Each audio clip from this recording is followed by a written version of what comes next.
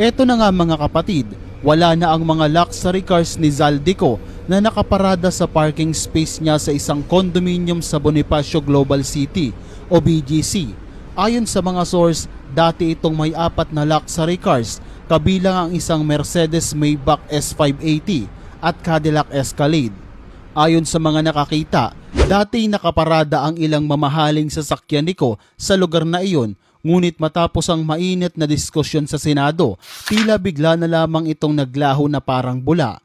Sa mga hindi nakakaalam, hindi basta-basta ang mga sasakyan na ito dahil ang Mercedes Maybach S580 ay nagkakahalaga ng $203,000 o humigit kumulang 11.6 million pesos.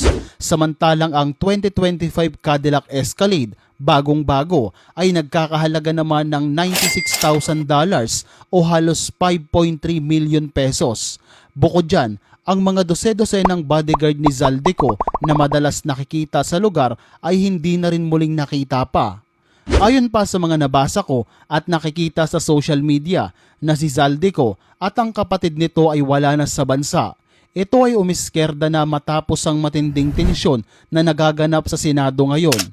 Base sa House of Representative records ni Zaldico, hindi ito dumalo sa plenary session mula nang magsimula ang 20th Congress.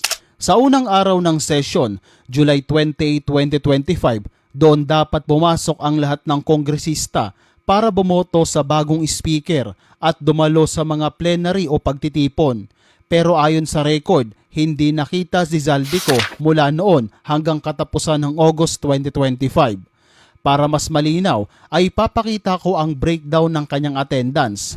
July 28, 2025, ito ang unang session ng 20th Congress. Sa araw na ito, ang lahat ng kongresista ay inaasahang dumalo dahil pipili ng bagong Speaker of the House. Pero si Zaldico ay walang attendance, parang hindi siya pumasok o hindi na isama sa listahan. July 29, formal na nagpabatid sa House na hindi makakadalo si Zaldico. July 30, formal na nagpabatid sa House na hindi makakadalo. Sinundan ng August 4, hindi dumalo at walang abiso. August 5, hindi dumalo at walang abiso. August 6, hindi dumalo at walang abiso. August 12, hindi dumalo, excuse. August 13, hindi dumalo, excuse. August 18, hindi dumalo, excuse. August 19, hindi dumalo, excuse. August 20, hindi dumalo, excuse. August 26, hindi dumalo, excuse. August 27, hindi dumalo, excuse. Ayon dito, na ginamit niya ang Section 71, Rule 11 ng House Rules Handbook na nagsasabing ang isang kongresista ay maituturing na present kung kung dumalo siya sa isang committee hearing o nasa isang official mission na inaprubahan ng speaker. Pero ang problema, alam nyo kung ano, hindi na miyembro ng anumang committee si Zaldico.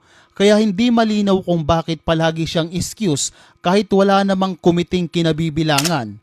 Mr. Speaker, I move to declare vacant the position of Chairperson of the Committee on Appropriations. Si Zaldico ay wala ng committee membership mula pa noong natanggal siya bilang appropriation chair. Kaya kung excuse siya, anong mission ang pinupuntahan niya?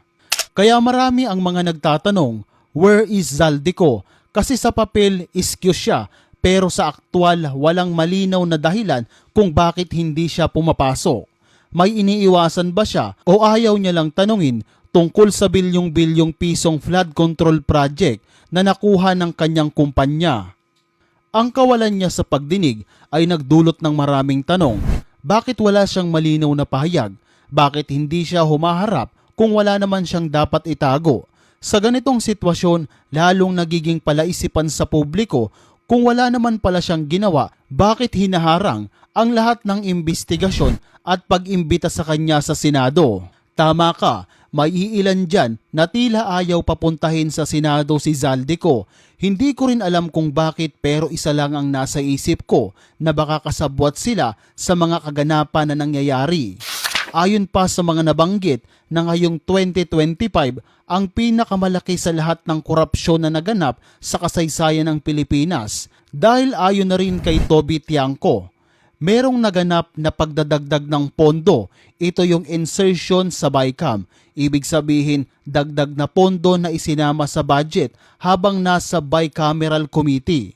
Ang insertion o pagdaragdag ay nakapangalan daw kay Congressman Zaldico bilang proponent. Ang halaga nito ay 3.8 billion pesos. Grabe, napakalaking halaga nito. Pero kahit ganun kalaki ang halaga, ayaw siyang imbitahan bilang resource person sa Senado para magpaliwanag kung paano nailagay ang ganito kalaking pera sa kanila. Tingnan mo na lang dito kapatid, ang 2025 NEP o ang National Expenditure Program, ito ay ang panukalang budget na isinusumite ng Malacanang sa Kongreso at nagkakahalaga ito ng 2,530 million. At ang GAA naman o ang General Appropriation Act, ito ang final na budget na inaaprubahan at nagkakahalaga ng 20 billion 999 million. Tingnan mo yung total addition, nadagdagan siya ng 18 billion 469 million sa isang distrito lang. Grabe. Sa ibaba naman ito makikita ang NEP na 1 billion 508 million 583. Pagdating sa GAA, lumobo na ito ng 20 billion 795 million 429. Nadagdagan siya ng halos 19 billion 286 million 846,000. Grabe, napakalaking halaga nito at sa ibaba niyan, makikita din natin ang BICAM at Small Committee. Ito ay nagpapakita ng malaking dagdag pondo sa pagitan ng NEP o ang proposal ng Malacanang at GAA na final budget at paano kaya ito nangyari. Ito ang gustong malaman ngayon ng ilang kongresista dahil hindi naman pwedeng kusa na lang itong napunta sa GAA at nadagdagan ng walang may alam. Napaka-imposible nun. Kaya naman isa si Tiangco na gustong maimbitahan si Zaldico sa Senado para malaman kung ano ang nangyari. Pero yun nga, mukhang hindi tatagos dahil may iilan na pumipigil dito tulad nito. Mr. Chair, yun na nga ang problema, no? Nung unang ginawa to, I was against it. How can we investigate ourselves? That is the primary question. So kung ang isang congressman, sabi nyo kanina, kahit sino masagasaan, wala tayong sasantuhin, kahit congressman, kahit senador. Eh kung ang congressman hindi pa pwedeng maging resource person at hindi natin pwedeng pa-testify under oath, eh di ibig sabihin sa usapang to, exempted ang congressman. So paano tayo mag-iimbestiga? Paano tayo? Number one. Number two, Mr. Chair, here is the USB. Sinasabi, paano nagkaroon ng insert? Under the name of Congressman Zaldico, ang insertion sa BICAM as proponent siya is 13,803,693,000. And we do not want to invite him as a resource person. Mr. Chair, sorry. Comsec, can you show this para lang Yeah. sabihin hindi ako Mr. Chair, with nagsimbento? due courtesy. Wait, I have the floor. Yeah, i-correct I have ko the lang. floor. Yeah, but I have Mr. the floor. No, Mr. Chair. I have the floor.